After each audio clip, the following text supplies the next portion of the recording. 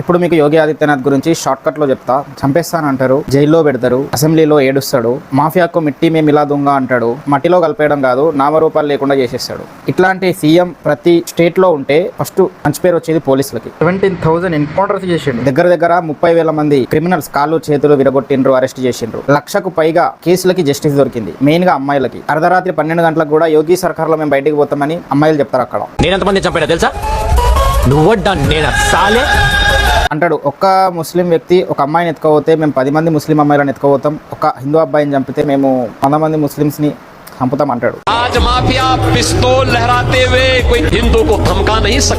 ఇంకా చెప్పుకోలేనివి చెప్పేటివి చాలా ఉన్నాయి, కానీ అవి బయట చెప్పరాదు. ఏదైనా ఫెస్టివల్ ఉన్నప్పుడు యోగి భాయ్ మనుషులు గుంపులో కలిసిపోతారు. ఎవడైనా ఎక్కువ తక్కువ చేస్తే అక్కడనే ఈవెన్ తన ఓన్ పార్టీలో ఉన్న లీడరే ఒక అమ్మాయితో మిస్బిహేవ్ చేస్తే డైరెక్ట్ ఎన్కౌంటర్. 90% కేసెస్ కి జస్టిస్ ఇస్తాడు. మనం డబ్బులు కట్టి స్పీడ్ డెలివరీ పెట్టుకున్న దానికంటే జస్టిస్ స్పీడ్ గా ఇస్తాడు. ఇట్లాంటి వ్యక్తి పీఎం కి అర్హుడు.